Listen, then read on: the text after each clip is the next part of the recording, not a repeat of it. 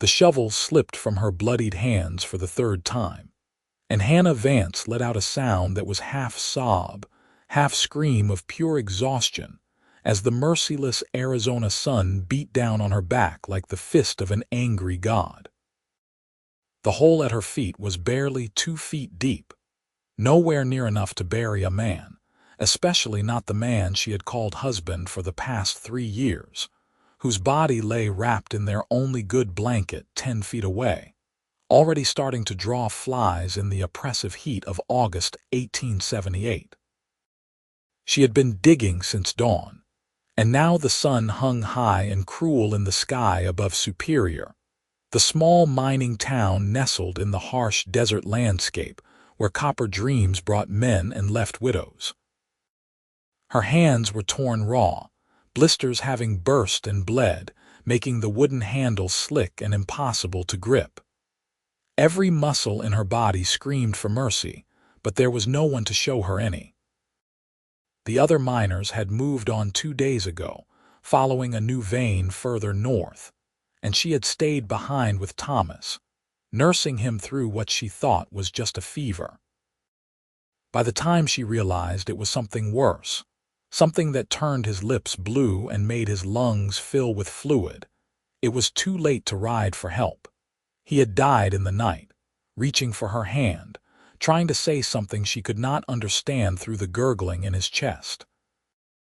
And now she was alone with his body in the desert, miles from anyone, with only a shovel and her grief for company. She picked up the tool again, ignoring the fresh blood that welled from her palms, and drove it into the hard earth. The ground here was like iron, full of rocks and roots from the scrub brush that somehow survived in this God-forsaken place. Each shovelful felt like it might be her last, but she kept going because what else could she do? She could not leave him for the coyotes and buzzards. She could not. That was when she heard the horse. Hannah spun around, the shovel raised like a weapon, her heart hammering in her chest. A lone rider was approaching from the east, silhouetted against the bright sky, and for a moment she felt pure terror flood through her veins. A woman alone in the desert was prey, and she knew it. Thomas's rifle was in the cabin behind her, but it might as well have been a mile away for all the good it would do her now. The rider drew closer, and she could make out details. A man, broad-shouldered and tall in the saddle, riding a paint horse with the easy confidence of someone who had spent his whole life on horseback. He wore the dusty clothes of a cattleman, dark trousers and a sun-faded blue shirt, a wide-brimmed hat pulled low against the glare. As he came within 30 yards, he slowed his mount to a walk, and she saw him take in the scene with a quick, assessing glance. Her wild-eyed and desperate with bloody hands, the wrapped body, the pathetic excuse for a grave. He dismounted without saying a word, ground tying his horse with a practiced motion, and walked toward her. Hannah backed up a step, still holding the shovel between them. "Madam," he said, and his voice was low and rough like gravel underfoot, "I mean you no harm." He stopped a respectful distance away, and she could see his face now beneath the brim of his hat. Young, maybe 25 or 26, with strong features weathered by sun and wind, a jaw dark with several days of stubble, and eyes that were a startling shade of gray-blue, like storm clouds. There was kindness in those eyes and something else. Understanding, maybe, or pity. "Stay back," she managed to say, though her voice came out thin and brittle as old glass. He held up his hands, showing her they were empty. "I was riding through, heading north to catch up with the Bar S outfit. Saw you from the ridge yonder." He nodded back the way he had come. "Looks like you could use some help. I do not need anything from you." The words were automatic, defensive, even though they were a lie. She needed everything. Water, help, hope. His eyes went to the bundle on the ground, then back to her face. "How long has he been gone?" The question, asked so gently, nearly broke her. "Since before dawn. I have been trying to," her voice cracked. The ground is too hard. I cannot. The shovel fell from her hands again, and this time she did not bend to pick it up. She just stood there, swaying on her feet, feeling the world tilt and spin around her. The cowboy moved then, quick and sure, catching her elbow as her knees buckled. His hand was warm and calloused, strong enough to hold her upright without effort. "When did you last drink water?" he asked. She could not remember. "Yesterday sometime." There was a canteen in the cabin, but she had been so focused on digging, on doing this one last thing for Thomas, that she had forgotten about everything else. "Right," the cowboy said, as if her silence was answer enough. He guided her to a spot of shade beside the cabin, helping her sit with her back against the rough wood wall. "You stay here. Do not move." She watched through blurry eyes as he went to his horse and came back with a canteen. He uncapped it and held it to her lips, and the water was warm, but it tasted like salvation. She drank too fast, choking, and he pulled it back with a murmured, "Easy now. Not too much at once or you will be sick." After she had drunk enough to clear the cotton from her mouth, he stood and went to survey her pitiful excavation. He crouched at the edge, running a hand over the soil, then looked back at her. "This is not going to work. Ground is too hard here, full of caliche. There's a better spot over there, under those cottonwoods." He pointed to a cluster of trees about 50 yards away, near what looked like a dry creek bed. "Soil will be softer there, and it is pretty, peaceful." Hannah opened her mouth to argue, to say something about how she had already started here, but the words would not come. What did it matter where Thomas was buried, really? He was dead. The where would not change that. The cowboy took her silence as agreement. He retrieved the shovel and walked to the spot he had indicated, and after testing the ground in a few places, he began to dig. Hannah sat in the shade and watched him work, too exhausted to do anything else. He was efficient, driving the shovel deep with a boot on the shoulder, lifting and tossing the earth aside with a steady rhythm. His shoulders moved beneath his shirt, and even from a distance she could see the play of muscle and sinew, the easy strength of a man who had done hard physical labor his whole life. He did not stop or slow, even as the sun climbed higher and the heat became something alive and malicious. After an hour, he paused only long enough to take off his hat and wipe the sweat from his forehead with his sleeve, then kept going. The hole grew deeper, wider, taking shape into something that would actually serve its purpose. Hannah felt tears slip down her cheeks, silent and hot. A stranger was digging her husband's grave. A man whose name she did not even know was showing her more kindness than anyone in this brutal territory had in the 3 years since Thomas had dragged her out here from Missouri with promises of striking it rich. They had been 19 and full of dreams, and now she was 22 and he was dead, and she did not even have the strength to bury him herself. By the time the sun had moved a hand's width across the sky, the cowboy climbed out of the hole and stood back to examine his work. It was deep enough she could see that even from where she sat, deep enough to keep the animals away, deep enough to let Thomas rest. The cowboy walked back to her, his shirt dark with sweat, dust coating his face and arms. "It is ready," he said quietly. "Do you want me to?" She nodded, not trusting herself to speak. She tried to stand, but her legs were shaking so badly that she nearly fell again. The cowboy caught her, his arm going around her waist to steady her. "You are about done in," he said, and there was no judgment in his voice, just a statement of fact. "Let me handle this part. You can say your goodbyes after." Together they walked to where Thomas lay. The cowboy bent and lifted the body with a gentleness that made Hannah's throat close up tight. Thomas had been a slight man, thin from months of hard work and sparse meals, and the cowboy carried him easily in his arms. Hannah followed on unsteady feet, as he bore her husband to the grave and lowered him carefully into the earth. The cowboy climbed out and stood beside her at the edge of the hole, his hat held in his hands. For a long moment there was only silence, broken by the whisper of wind through the cottonwood leaves and the distant cry of a hawk. Then the cowboy bowed his head and began to speak. "Lord, we commend to you the soul of this man who has left this hard world behind." His voice was quiet but clear, the words coming with the ease of someone who had said them before, or heard them said in other desperate places under the wide western sky. "We do not know what plans you have for any of us, or why you call some home before others, but we trust in your mercy and your love. Grant him peace in your kingdom and grant those he leaves behind the strength to carry on. We ask this in Jesus' name. Amen." "Amen," Hannah whispered, and then she was crying in earnest, great racking sobs that shook her whole body.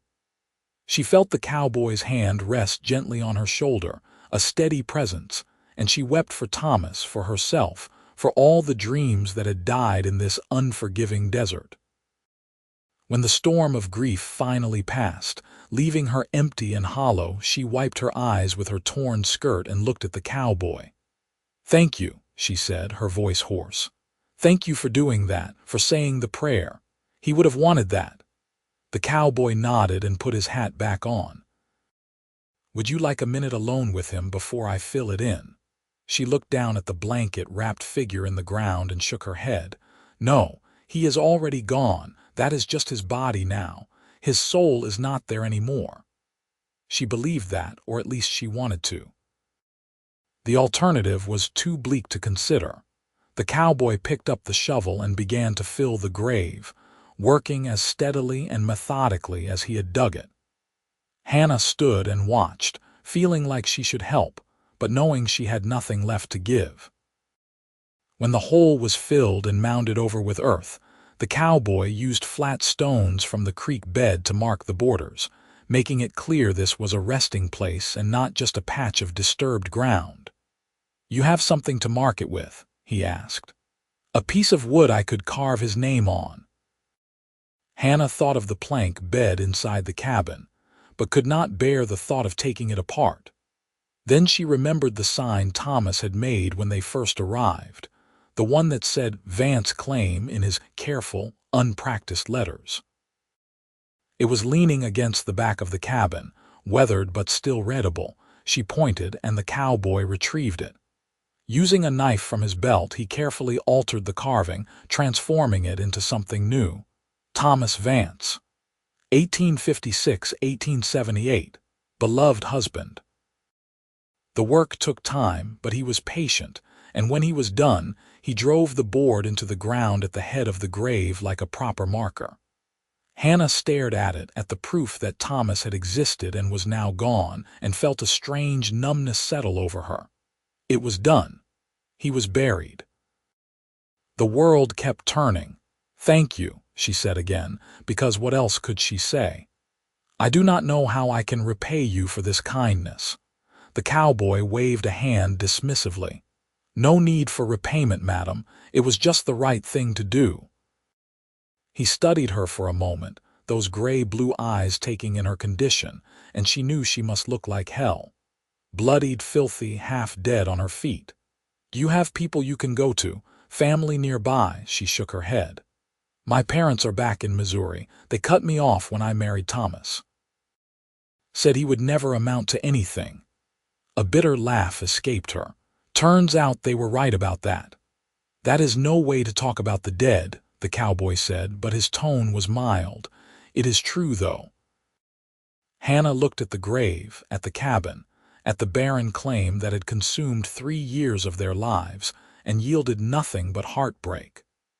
"We have been chasing copper in these hills for so long, and all we got for our trouble was debt and disappointment. Now he is dead and I am alone, and I do not even know what killed him. It came on so fast." The cowboy's expression grew grim. "There has been sickness in some of the mining camps up north, pneumonia maybe, or something worse. Spreads fast in close quarters." He paused. You did not get sick? No. I feel fine, just tired. That is good. He glanced at the sun, which was beginning its slow descent toward the western horizon. Do you have a horse? We had a mule, but Thomas sold him 2 months ago when we ran out of money for supplies. Said he would win him back at cards in town. Another bitter note. He did not. The cowboy was quiet for a moment, clearly weighing something in his mind. Finally he said, "Madam, I do not think it is wise for you to stay out here alone. Superior is 8 miles west, and there is nothing between here and there but desert and rattlesnakes. Do you have anyone in town who could help you?" Hannah thought of the shopkeeper who had refused them credit last month, the saloon owner who had looked at her with hungry eyes when Thomas was too drunk to notice, the minister who had preached about the virtue of women and the sin of desperation. "No," she said flatly. "No one." The cowboy pushed his hat back on his head and sighed. "All right, then. Here is what we are going to do. I will take you into Superior, help you get settled somewhere safe. Then I will catch up with my outfit. They will not miss me for a day or two." "I cannot ask you to do that." "You are not asking. I am offering." His tone left no room for argument. "Now, do you have anything inside you need to take with you? Clothes, valuables, anything like that?" Hannah thought of the cabin's meager contents. A change of clothes, both of them threadbare. Thomas's mining tools, which were worthless to her. The few dishes they owned. The rifle. "The rifle," she said. "And my other dress, that is all. Go get them. I will water my horse and see if you have anything worth taking food-wise." She went into the cabin on unsteady legs, into the dim, single room that smelled of sickness and death and extinguished dreams. The dress was hanging from a nail on the wall, and she took it down and folded it carefully. Thomas's rifle was in the corner, along with a half-empty box of cartridges. She picked it up, feeling the weight of it, remembering how he had taught her to shoot, back when they first came west and everything still seemed like an adventure. There was a small wooden box under the bed, and she pulled it out and opened it. Inside were a few things she had brought from Missouri. A locket with a picture of her mother, a letter from her sister that was 5 years old now, a pressed flower from her wedding bouquet. She added the dress to the box and closed it, then picked up the rifle and walked back outside. The cowboy was at the well, hauling up a bucket of water for his horse. "Not much in the way of food," he said when he saw her. "Some beans and a little coffee. I packed them in my saddlebag. We can eat on the road if you get hungry." "I am not hungry." It was true. Her stomach felt like a closed fist. "You will be, once you have rested and gotten some more water in you." He finished with the horse and turned to look at the claim one more time. "Do you want to bar the door? Lock it up?" Hannah looked at the cabin and felt nothing. "Anyone who wants what is inside is welcome to it. There is nothing there worth protecting." The cowboy nodded and went to his horse, securing her box and the rifle to his saddle. Then he turned to her and held out his hand. "I am Yates Sterling, by the way. Figured we should probably know each other's names if we are riding together." She took his hand, feeling the rough calluses, the strength in his grip. "Hannah Vance. Pleased to meet you, Hannah Vance, though I wish it were under better circumstances." He gestured to the horse. "Can you ride?" "Yes, Thomas taught me, though we had to sell the mule before I got much practice." "All right. You will ride with me then. Come on." He put his foot in the stirrup and swung up into the saddle, then reached down for her. "Give me your hand." Hannah hesitated only a moment before taking his hand and letting him pull her up behind him. She settled onto the horse's back, very aware of how close she was to this stranger, how she had to put her arms around his waist to keep from falling off. She could feel the heat of him through his shirt, smell the scent of sweat and leather and horse. Yates clicked his tongue and the horse started forward at a walk, heading west toward Superior, and whatever uncertain future waited there. Hannah looked back once at the grave under the cottonwoods, at the cabin that had been her home and her prison for 3 years, and then she turned her face forward and did not look back again. The ride to Superior took most of the afternoon, the sun beating down on them relentlessly as they crossed the open desert. Yates kept the horse to a steady walk, mindful of the extra weight and the heat. He did not try to make conversation, for which Hannah was grateful. She did not think she could manage small talk, not with everything that had happened. Instead, she focused on staying upright, on the rhythm of the horse's gait, on the feel of solid muscle beneath her hands. She had been alone for so long, even before Thomas died, that the proximity to another person felt strange and overwhelming, but also comforting in a way she had not expected. When the sun was halfway to the horizon, Yates stopped beside a cluster of rocks that provided a little shade and helped Hannah down from the horse. "We will rest here for a bit," he said. "Get some water in you and something to eat." Hannah sat on a flat rock while Yates pulled out the beans and coffee he had taken from her cabin. He built a small fire with practiced efficiency, using scraps of dried brush and twigs, and soon had water heating in a tin cup. He mixed the coffee grounds in by hand, strong and bitter the way cowboys liked it, and handed her the cup. "Drink it slow," he advised. "It has been a hard day." She sipped the scalding liquid, feeling it burn all the way down to her empty stomach. It was strong enough to strip paint, but it helped clear some of the fog from her head. Yates opened the can of beans and set it at the edge of the fire to warm, then sat back on his heels and looked at her. "Can I ask what you plan to do once we get to Superior?" His tone was careful, not prying, just concerned. Hannah stared into the coffee cup. "I do not know. Fine work, I suppose, though I do not know who would hire me. I can cook and clean and so, but so can every other woman. I am nothing special." "That is not true," Yates said firmly. "You survived out here for 3 years, which is more than most people could do. That takes strength, or stupidity."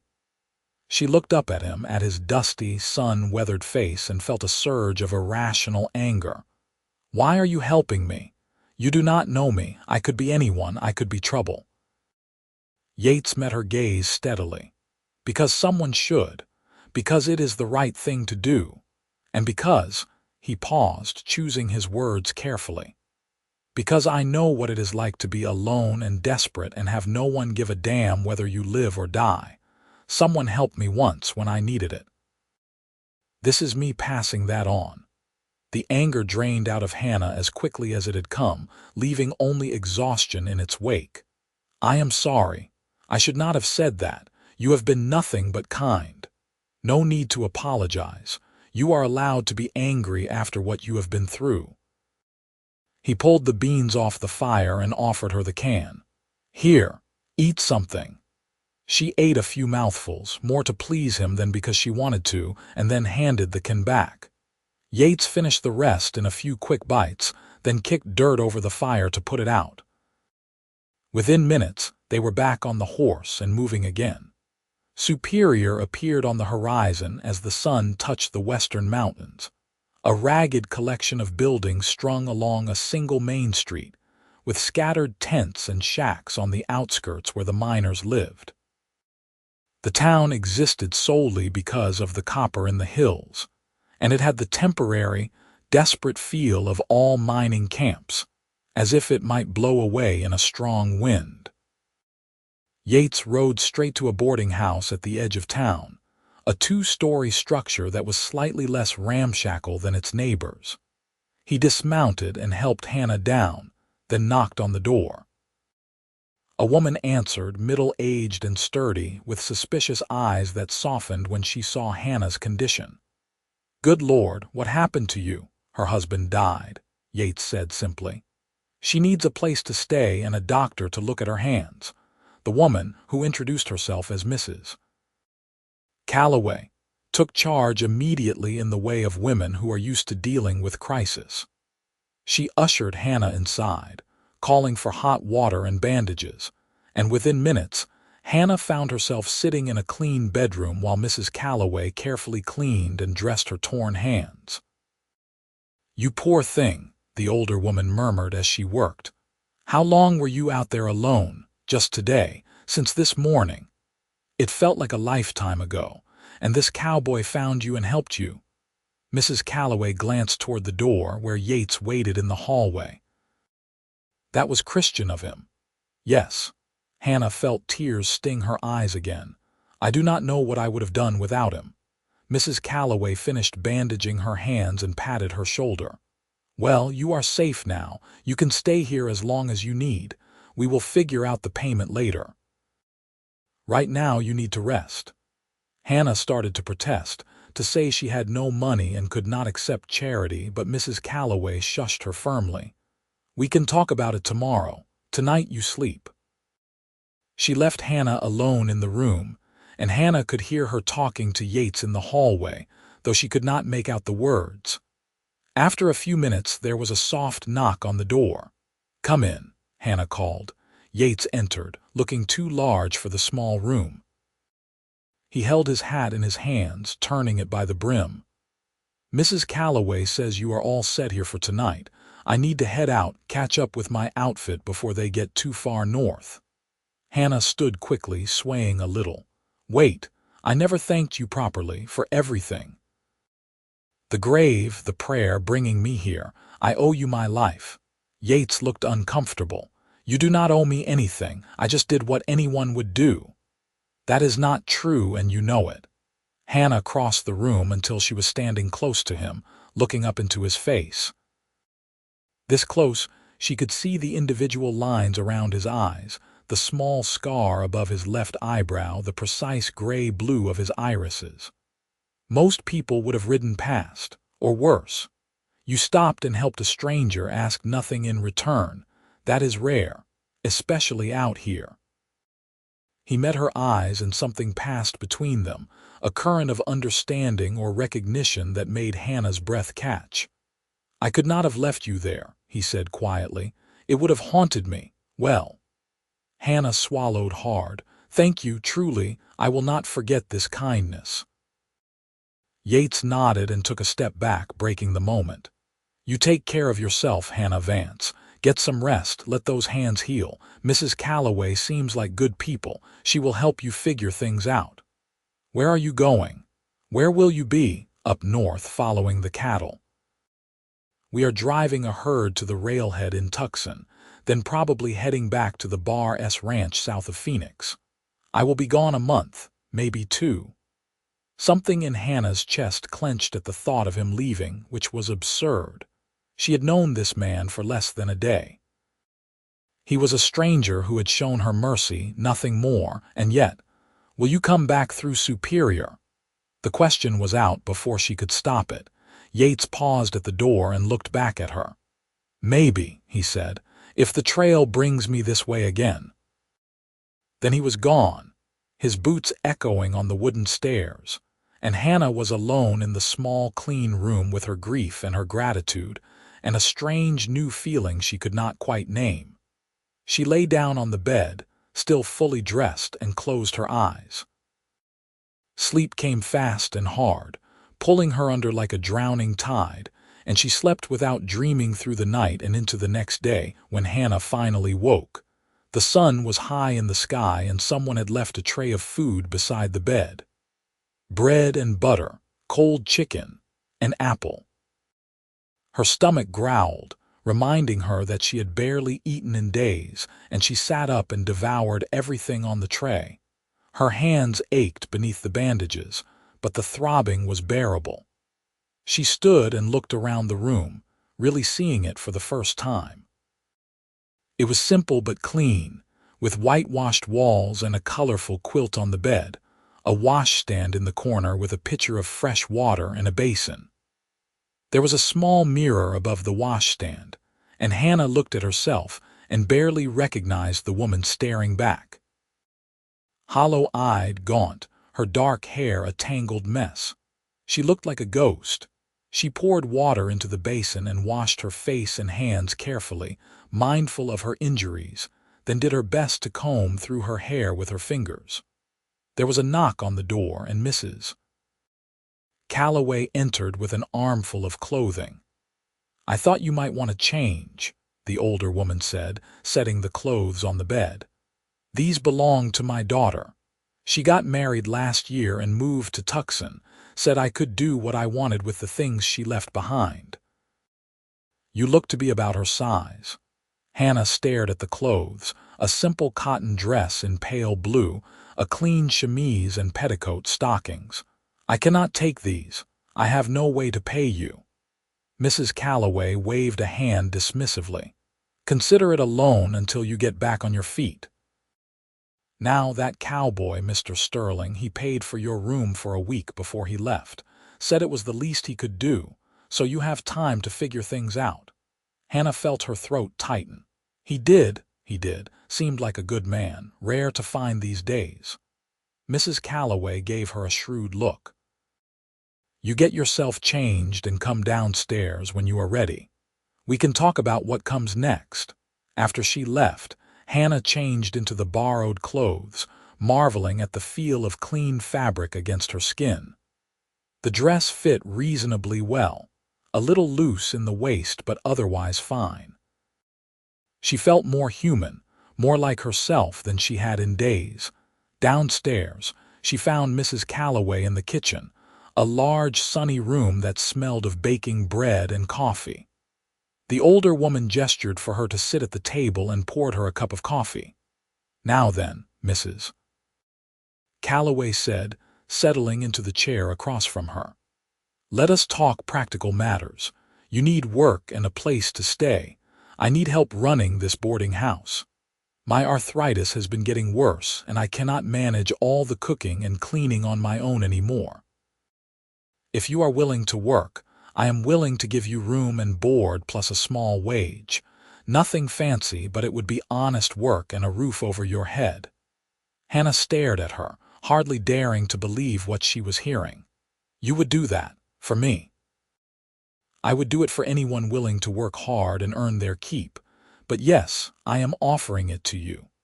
Mrs. Calloway's expression softened. "I heard about your husband, about how you were out there trying to bury him alone. That takes grit.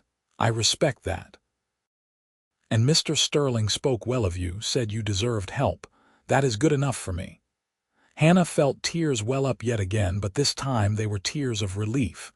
"Yes," she said quickly. "Yes, I will work for you. I will work hard, I promise. I can cook and clean and do laundry, whatever you need." "Good. Then we have an agreement." Mrs. Calloway reached across the table and patted her hand. "You finish your coffee and rest today.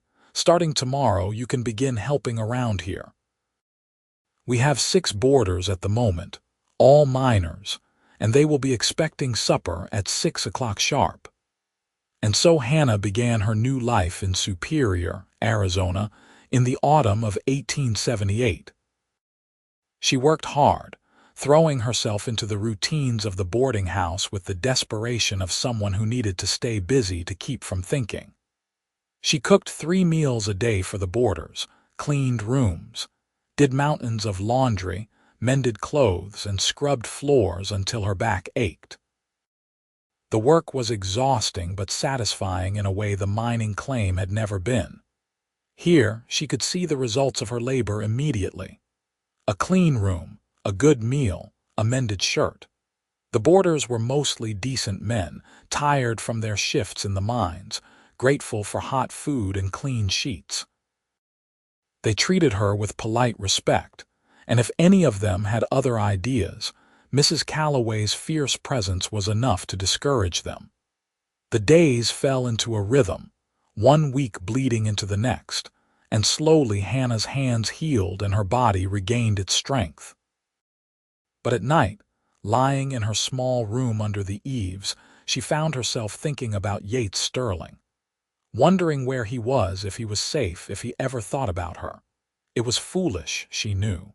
He had done a good deed and moved on with his life. She was nothing to him but a stranger he had helped. but she could not forget the way he had looked at her, the gentleness in his hands when he steadied her, the sound of his voice as he prayed over Thomas's grave.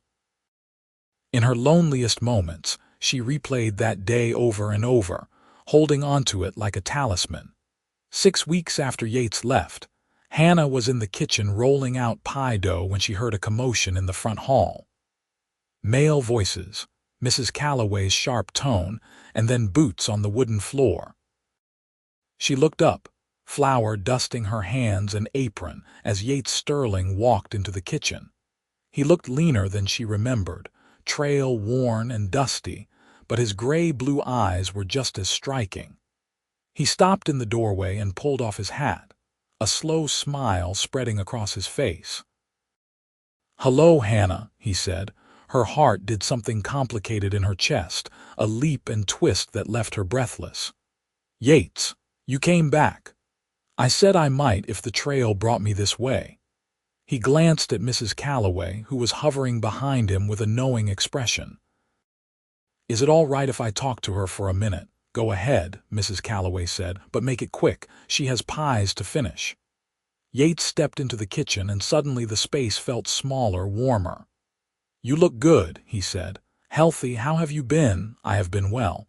Mrs. Calloway gave me a job. I work here now." Hannah realized she was still holding the rolling pin and set it down carefully. "What about you? How was the cattle drive?" "Long. Hot.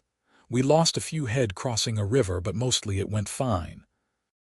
We delivered the herd to Tucson and got paid, and the boss gave us a few days off before heading back to the ranch." He paused, his gaze holding hers. "I thought I would stop in Superior on my way, see how you were doing." "That was kind of you."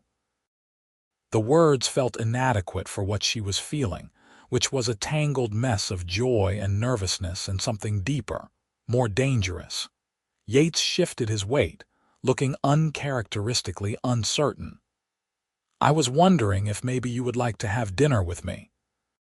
Tomorrow night if you are free. There is a restaurant down the street, nothing fancy, but the food is decent." Hannah's breath caught. "You want to have dinner with me?" "I do." His voice was steady, sure. "If you want to, that is. I understand if you do not. It has not been that long since your husband passed, and I do not want to be disrespectful to his memory." Hannah thought of Thomas, of their marriage that had been built more on desperation than love, of how alone she had felt even when he was alive. "It has been 6 weeks," she said slowly. "And Thomas has been gone longer than that, really. He was not a bad man, but he was not a good husband either. I mourned him, but I am not going to spend the rest of my life in black." "So is that a yes?" Yates asked, hope lighting his eyes. "Yes." The word came out strong and clear. "Yes, I would like to have dinner with you." His smile was like the sun coming out from behind clouds. "Good. That is good.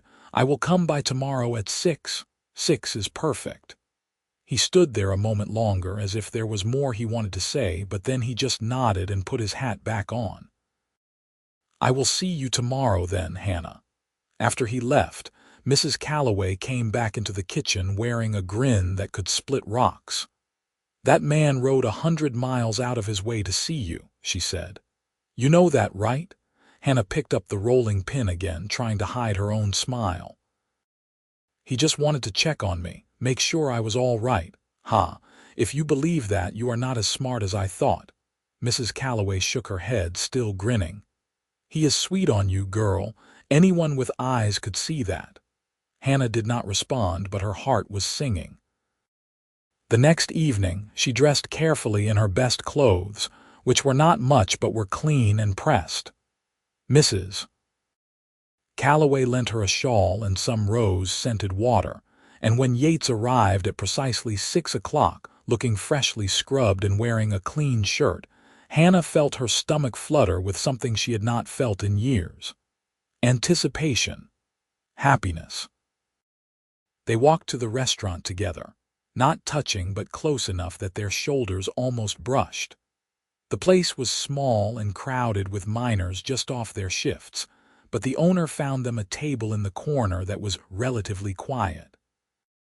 They ordered steak and potatoes, and as they waited for the food to arrive, Yates told her about the cattle drive, about the long days and cold nights, the river crossings and the thunderstorms that stampeded the herd. He spoke with the easy grace of a natural storyteller, and Hannah found herself laughing at some of his tales, something she had not done in so long she had almost forgotten how. "What about you?" Yates asked when the food arrived. "How has it really been living here? Are people treating you well?" Hannah cut into her steak, considering her answer. "Mrs. Calloway has been wonderful. She treats me fairly and pays me on time. The boarders are decent men for the most part. No one has given me trouble." She paused. "But it is strange starting over. Sometimes I feel like I am living someone else's life." "I understand that." Yates's expression grew serious. "I felt that way when I first left home and came west, like I was stepping into a story that was not mine." "Where are you from originally?" "Texas. Little town outside San Antonio. My father was a rancher, had a decent spread. But he died when I was 16, and my mother remarried a man who made it clear I was not welcome anymore, so I left. Been working cattle ever since, drifting from outfit to outfit." "Do you ever think about going back?" "No." The word was flat, final. "There is nothing for me there. This is my home now, the trail, the open range. I like it. I like the freedom of it." Hannah nodded, understanding. "I came west because Thomas wanted to strike it rich mining. I did not want to leave Missouri, but my family was pushing me to marry him, and I thought maybe it would be an adventure." She laughed bitterly. "It was an adventure, all right, just not the kind I imagined." "Do you regret it?" Yates asked quietly. She thought about it, really considered the question. "I regret marrying Thomas, but I do not regret leaving Missouri. My family was not kind. My father drank, and my mother was worn down to nothing trying to manage him and raise 5 children. My sisters married young to get away from home, and I did the same. If I had stayed, I would have ended up just like my mother. At least out here I have a chance to be something different." Yates reached across the table and covered her hand with his, careful of her still healing scars. "You already are something different. You are strong and brave, and you did not give up even when you had every reason to. That is worth something." Hannah looked down at their joined hands, at the contrast between his sun-darkened skin and her paler fingers, and felt warmth spread through her chest. "Thank you," she whispered. They finished their meal talking about smaller things, easier topics. The weather, the town, the rumors of a new silver strike to the north. When they left the restaurant, the sun had set, and the desert air had cooled to something almost pleasant. Yates walked her back to the boarding house slowly, as if he was reluctant for the evening to end. At the front door, he stopped and turned to face her. "Can I see you again? I am in town for 2 more days before I have to head back to the ranch." "I would like that." Hannah's voice was steady despite the hammering of her heart. "I have tomorrow afternoon off. Mrs. Calloway always gives me Sunday afternoons. Then I will come by after lunch. We can go for a walk, maybe head out of town a bit where it is quieter." "That sounds nice." They stood there for a moment, the space between them charged with possibility, and then Yates leaned down and kissed her gently on the cheek. His lips were warm and soft, and the touch sent electricity racing along her nerves. "Good night, Hannah," he said, his voice rough. "Good night, Yates." She went inside and up to her room and lay awake for hours replaying every moment of the evening, her fingers touching the spot on her cheek where he had kissed her. The next afternoon, Yates arrived as promised, and they walked out of town into the desert. The landscape that had seemed so harsh and unforgiving when Hannah first arrived now had a stark beauty to it. The saguaro cacti standing like sentinels, the mountains purple in the distance, the endless sky arching overhead. They found a spot near a dry wash where a few mesquite trees provided shade, and sat on a flat rock talking. Yates told her more about his life on the trail, and Hannah found herself opening up about her childhood, about the things she had never told anyone. How her father had once broken her arm during one of his drunken rages. How her mother had looked the other way, too afraid or too tired to intervene. How she had learned early to make herself small and quiet to avoid drawing attention.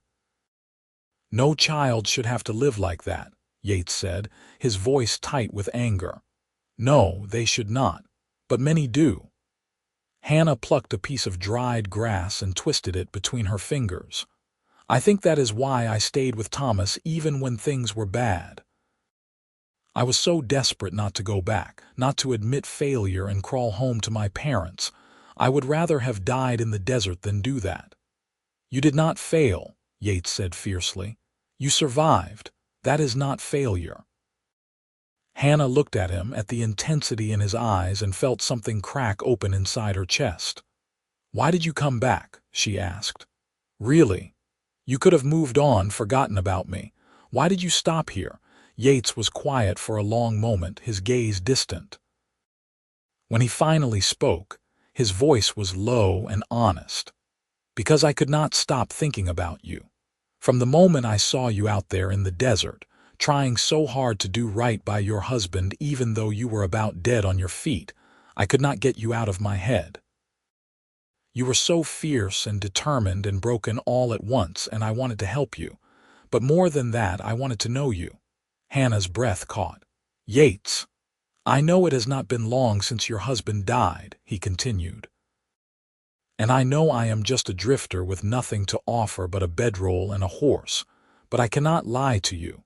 I have feelings for you, Hannah, strong ones, and I needed to come back and tell you that, even if you do not feel the same way." Hannah set down the piece of grass and turned to face him fully. "I feel the same way," she said, the words tumbling out in a rush. "I have been thinking about you every day since you left. I told myself I was being foolish, that you were just being kind, but I could not help it. You are the first person in so long who has treated me like I matter." Yates reached for her hand, threading his fingers through hers. "You do matter. You matter to me." They sat there holding hands under the mesquite trees, and Hannah felt something shift inside her, some locked door opening to let light flood in.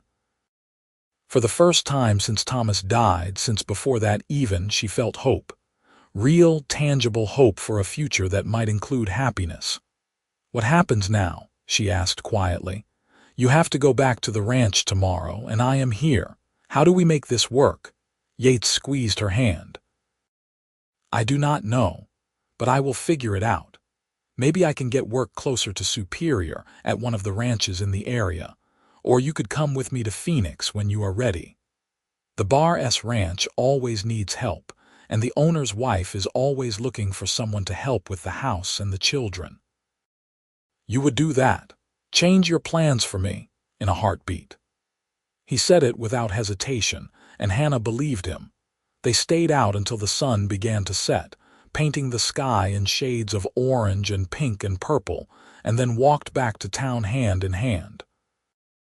At the boarding house, Yates kissed her again, this time on the lips, a slow, sweet kiss that tasted of promise and possibility. "I will write to you," he said when they finally pulled apart. "As soon as I get back to the ranch, I will send a letter, and I will come back as soon as I can." "I will be waiting," Hannah promised. True to his word, Yates wrote. The first letter arrived 2 weeks after he left, carried by a male rider who delivered it to the boarding house with a knowing grin. Hannah took it up to her room and read it 3 times, savoring every word. He wrote about the ranch, about the work he was doing, about the other cowboys he worked with. But mostly he wrote about missing her, about counting the days until he could see her again. His handwriting was rough and unpracticed, some of the words misspelled, but every line was filled with sincerity. Hannah wrote back immediately, telling him about her days at the boarding house, about Mrs. Calloway's gossip and the antics of the boarders, about how Superior was growing as more miners flooded in chasing rumors of copper. She told him she missed him too, that she thought about him constantly. The letters went back and forth over the next 2 months, growing longer and more intimate with each exchange. Yates told her about his childhood in Texas, about his father's death and his difficult relationship with his stepfather. Hannah shared more about her family, about the sister she had been close to and wondered about sometimes.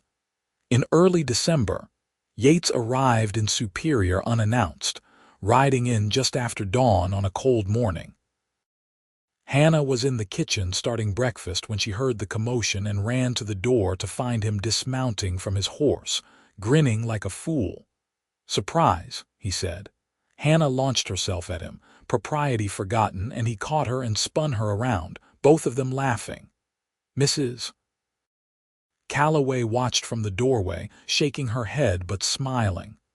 "I got 4 days off for Christmas," Yates explained when he set her down. "Thought I would spend them here if that is all right with you."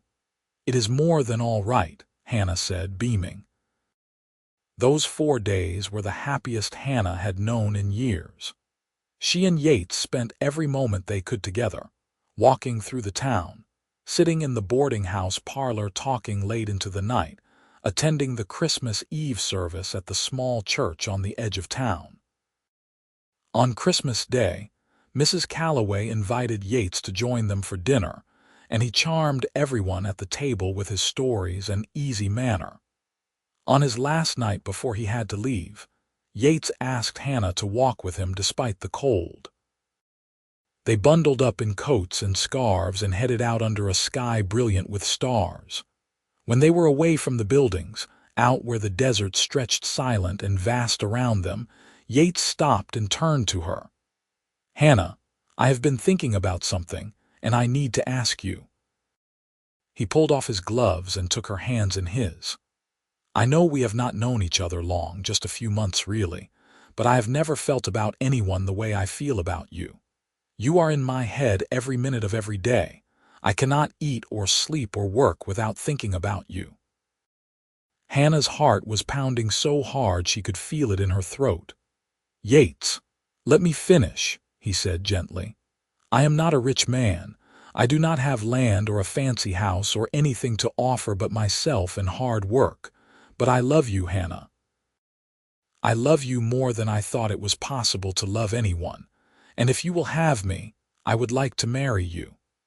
The words hung in the cold desert air, and for a moment Hannah could not breathe. She looked at his face, at the hope and fear and love written there, and felt her own heart swell until she thought it might burst. "Yes," she said, her voice breaking. "Yes, I will marry you." Yates let out a shout of joy and picked her up, spinning her around just like he had that morning, and when he set her down, he kissed her with a passion that made her forget the cold, forget everything but the feel of his arms around her and his lips on hers. "I love you too," she said when they finally came up for air. "I think I have loved you since that first day when you took the shovel from me and said a prayer. You saved me, Yates. In every way that matters, you saved me." "We saved each other," he said, pressing his forehead to hers. "And we are going to have a good life, Hannah. I promise you that. I will work hard and take care of you, and we will build something together, something that lasts." They walked back to the boarding house hand in hand, making plans. They would marry as soon as possible, before Yates had to return to the ranch. Hannah would give her notice to Mrs. Calloway and come with him to Phoenix. It would be a new start, a new life, but they would face it together. Mrs. Calloway was delighted when they told her, and immediately began organizing. The wedding would be simple, held in the church with whoever wanted to come. Mrs. Calloway would make a cake, and Hannah would wear the nicest dress they could find in the general store. 3 days later, on a bright cold morning in late December 1878, Hannah Vance married Yates Sterling in the Superior Church. The congregation was small, mostly boarders from Mrs. Calloway's place, and a few townspeople who had befriended Hannah over the past months. But it did not matter. What mattered was Yates standing beside her, holding her hand, promising to love and cherish her for all their days. What mattered was the gold ring he slipped on her finger, simple and perfect. What mattered was the kiss they shared as husband and wife, sealing their future together. After the ceremony, Mrs. Calloway hosted a small celebration at the boarding house, with cake and coffee and toasts to the happy couple. Hannah felt like she was floating, untethered from the earth, held up only by Yates's arm around her waist and the joy singing in her veins. That night, in the small room that had been hers for the past months, she and Yates came together as husband and wife. He was gentle and patient, taking his time, making sure she felt safe and cherished. It was nothing like the rushed, awkward encounters she had endured with Thomas. This was different. This was love, real and true and transformative. Afterward, lying in the darkness with her head on his chest and his arms around her, Hannah felt tears slip down her cheeks. "What is wrong?" Yates asked, his voice full of concern. "Did I hurt you?" "No." Hannah shook her head, smiling even as she cried. "I am just happy. Happier than I ever thought I could be. I feel like I have been given a second chance at life and I do not want to waste it." Yates tightened his arms around her. "We will not waste it. We will live every day like it matters because it does. Every single day with you matters to me." They left Superior the next morning, Hannah's few belongings packed on Yates's horse. She said goodbye to Mrs. Calloway with tears and promises to write. And then she and Yates rode south toward Phoenix and the Bar S ranch that would become their new home. The journey took 3 days, riding through the winter desert landscape under skies that were endlessly blue and clear. They camped at night under the stars, huddled together for warmth, talking and laughing and learning each other in all the small ways that newlyweds do. Hannah had never been happier, never felt more free. The desert that had once seemed like a prison now felt like possibility, wide open and full of promise. The Bar S ranch was larger than Hannah had expected, a sprawling operation with hundreds of cattle and dozens of cowboys. The main house was a low adobe structure surrounded by corrals and outbuildings, and the owner, a gruff man named Samuel Barnes, greeted them with rough courtesy. "So you are the one who finally got this idiot to settle down," he said to Hannah, looking her over with sharp eyes. "About time." He was starting to make the other hands look bad with all his mooning around. Yates flushed red, and Hannah laughed. "I will do my best to keep him in line, sir." Samuel's wife, Mary, was a plump, cheerful woman who immediately took Hannah under her wing. She showed her to the small cabin that would be theirs, one of several structures built for married hands, and helped her get settled. The cabin was simple but clean, with a bedroom, a small sitting area, and a kitchen that opened onto a shaded porch. It was more space than Hannah had ever had to call her own, and she loved it immediately. Life at the ranch fell into a rhythm over the following months. Yates worked long days with the cattle, riding out before dawn and often not returning until after dark. Hannah helped Mary with the house and the cooking, learning the rhythms of ranch life. There were always hands to feed, clothes to mend, chickens to tend. It was hard work but satisfying, and Hannah threw herself into it with gratitude. The other hands treated her with respect, in part because of Yates, and in part because she earned it with her hard work and good humor. She made friends with the other wives on the ranch, women who understood the particular challenges and joys of this life. At night, alone in their cabin, she and Yates built their marriage day by day. They talked about everything and nothing, sharing their histories and their dreams. Yates taught her to read better, painstakingly working through books by lamplight. Hannah taught him to cook more than beans and bacon. They argued sometimes, as all couples do, but they learned to fight fair and make up with apologies and laughter. In the spring of 1879, Hannah realized she was pregnant. The knowledge came with a mixture of joy and fear. She wanted this baby desperately, wanted to give Yates a family, but she also remembered the stories she had heard of women dying in childbirth, of babies born too early or too sick to survive. When she told Yates, he swept her up in his arms and spun her around, whooping with delight. Then he set her down carefully, suddenly worried. "Is that all right? Did I hurt you?" Hannah laughed at his expression.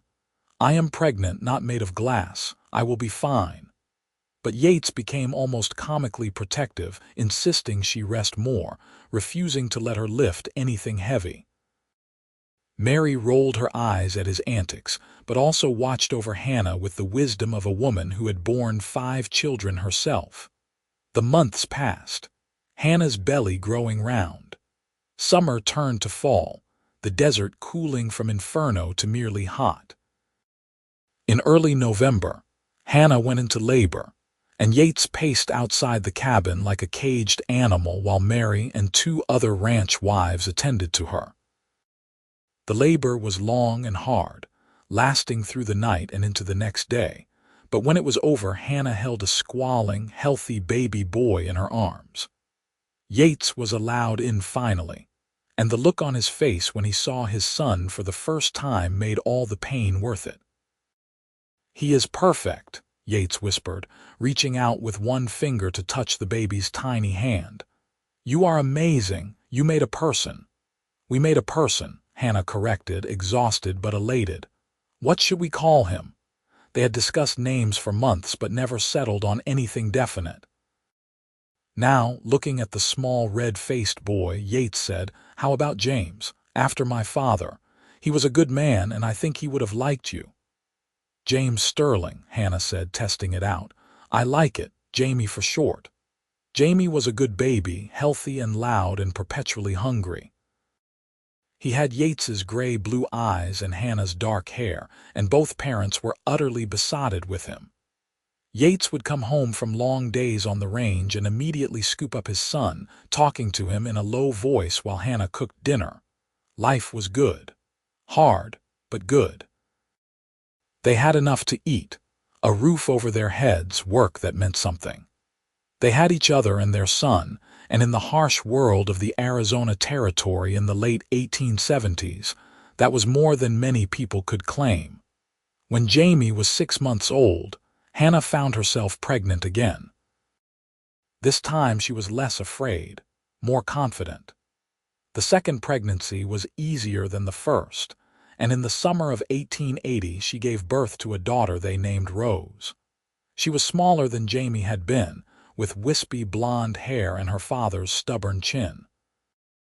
"2 children," Yates said one night, lying in bed with a baby on each side and Hannah curled against him. "How did I get so lucky?" "I ask myself the same thing every day," Hannah said, kissing his shoulder. "When I think about where I was 2 years ago trying to bury Thomas in the desert, it feels like a lifetime ago. Like that was a different person." "You are different," Yates said. "You are happy now. I can see it in your eyes, in the way you move. You are not carrying so much weight anymore." It was true. The grief and desperation that had marked her in those early days had faded, replaced by a quiet contentment that ran deeper than she had known was possible. She loved Yates with a fierceness that sometimes surprised her, and she loved the life they had built together. The years rolled on, marked by the rhythms of ranch work and family life. Jamie grew into a sturdy, adventurous boy who loved following his father around the ranch. Rose was quieter, more thoughtful, content to sit with Hannah and learn to sew and cook. In 1882, Hannah gave birth to another son, Matthew, and 2 years after that a second daughter, Clara, 4 children. A full, noisy house. Long days and short nights. It was everything Hannah had never known she wanted, and she treasured every moment, even the hard ones. Yates proved himself time and again as a worker and a husband and a father. He was promoted to foreman after a few years, overseeing the other hands and helping Samuel make decisions about the herd. The extra money meant they could start saving, start thinking about the future. In 1885, when Jamie was 6 and Clara just a toddler, Samuel offered to sell them a piece of land on the edge of the ranch property. It was not much, just 20 acres, but it was theirs. Yates and Hannah talked long into the night about what it would mean, the responsibility and the opportunity. In the end, they decided to take the chance. They spent the next year building a house on their land, a real house with multiple rooms and glass windows. Yates did much of the work himself, with help from the other hands on their days off, and Hannah planted a garden, coaxing vegetables out of the stubborn desert soil. When they finally moved into the house, Hannah stood in the middle of the main room and cried. It was theirs. After years of living in someone else's cabin, they owned this. They had built it with their own hands and their own sweat. Happy tears? Yates asked, coming up behind her and wrapping his arms around her waist. The happiest, Hannah said, leaning back against him. I love you so much. I do not think I tell you that enough. You tell me every day, Yates said. In 100 little ways, I love you too, more than anything. They raised their children in that house, teaching them to work hard and be kind and stand up for themselves. Jamie grew into a young man who loved horses and wanted to be a rancher like his father. Rose became a teacher, moving to Tucson to work at a school there. Matthew followed his brother into ranching, and Clara, the baby, married a shopkeeper and settled in Phoenix. Through it all, Hannah and Yates remained each other's anchor. They grew older together, their hair graying, their hands becoming calloused and lined with age. But the love between them never diminished. If anything, it grew stronger, deepened by shared experience and mutual respect.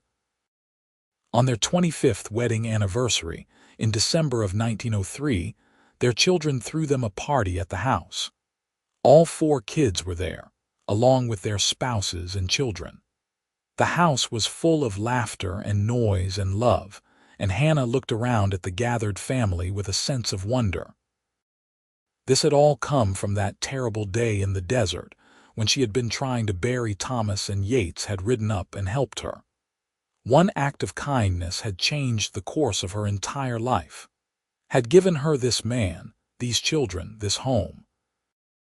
Later, when the guests had gone and they were alone in their bedroom, Yates pulled her close and kissed her with the same passion he had shown as a young man. 25 years, he murmured, and I would do it all again in a heartbeat. So would I, Hannah said, meaning it with every fiber of her being. You saved my life that day, Yates. You gave me a reason to keep living. And you gave me a home, Yates replied. A family, a purpose. We are even. They made love that night with the tenderness of long practice. And afterward, Hannah lay in the darkness listening to her husband breathe, grateful beyond measure for the life they had shared. The years continued their march. Jamie took over more of the ranch work as Yates's knees began to trouble him. Rose had 3 children and brought them to visit often. Matthew married and started his own small ranch nearby. Clara gave them 2 more grandchildren, both girls with their grandmother's dark hair. In the spring of 1912, when Hannah was 56 and Yates 58, he collapsed while working with the horses. Jamie and Matthew got him into the house and sent for the doctor, but everyone knew it was serious. His heart, the doctor said. It was wearing out. Yates spent his last weeks in bed, propped up on pillows, surrounded by his family. He made his peace with each of his children, giving them advice and blessing them. But most of his time was spent with Hannah, holding her hand, talking about the life they had lived. I do not have regrets, he he told her one afternoon when they were alone. "I got to spend 34 years with you. I got to watch our children grow up. I got to build something that will last after I am gone. That is more than most men can say." Hannah wiped tears from her eyes. "I am not ready to let you go. I know, but it is time." He squeezed her hand weakly. "You are going to be fine, Hannah. You are the strongest person I know, and you have the kids. You will not be alone." "I will always be alone without you," she said, but she knew he was right. She would survive.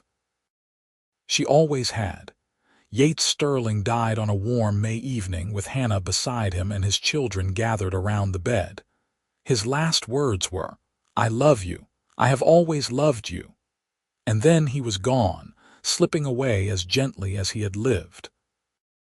They buried him on the hill behind the house, overlooking the land he had worked and the home he had built.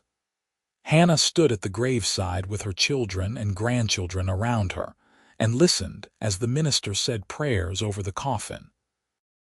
It was so like that day 34 years ago, when Yates had stood over Thomas's grave and said a prayer for a stranger. The symmetry of it was almost too much to bear, but Hannah did not collapse. She stood straight and dry-eyed through the service, and when it was over, she thanked everyone for coming and went back to the house. There would be time for grief later, in the private hours of the night. Right now, she needed to be strong for her family. The months after Yates's death were the hardest of Hannah's life, harder even than those desperate days after Thomas died. At least then, she had been too exhausted and shocked to fully feel the loss. Now she had nothing to distract her from the gaping hole Yates had left behind. She missed him with an ache that was physical, missed his voice and his laugh and the way he held her at night. But slowly, with the help of her children and the passage of time, the sharp edges of grief began to dull. She found ways to fill her days. She helped Rose with her children, taught her granddaughters to sew and cook. She worked in her garden, coaxing life from the earth. She went to church on Sundays and attended social gatherings because that was what Yates would have wanted, and she remembered. She sat on the porch in the evenings and looked out over the land they had built together, and she remembered every moment they had shared. The first time he had smiled at her, the way he had prayed over Thomas's grave, their wedding day, the births of their children. 1,000 small moments that added up to a life well lived. Hannah lived for another 15 years after Yates died, surrounded by her growing family. She saw all of her grandchildren grow up, and even got to hold a few great-grandchildren before the end. She remained sharp and engaged until the very last, still gardening and cooking and telling stories about the old days. When she died in her sleep in 1927, at the age of 71, her children buried her beside Yates on the hill. They placed a single headstone over both graves, engraved with their names and the dates of their lives, and beneath that a simple inscription: "Together in life and in death, their love endures." And it did endure, in the children they had raised and the grandchildren who carried their names, in the land they had worked, and the house they had built. The story of Hannah Vance and Yates Sterling became family legend, passed down through generations. The tale of how a cowboy had found a woman trying to bury her husband in the desert, had taken the shovel from her hands and said a prayer, and in doing so, had changed both of their lives forever. It was a story of grief transformed into hope, of kindness repaid with love, of two broken people finding wholeness in each other. Their descendants still live in Arizona, still work the land, still tell the story. And sometimes, on quiet evenings when the desert wind whispers through the cottonwoods, people swear they can feel the presence of those two souls, together still, watching over the family they created and the legacy they left behind.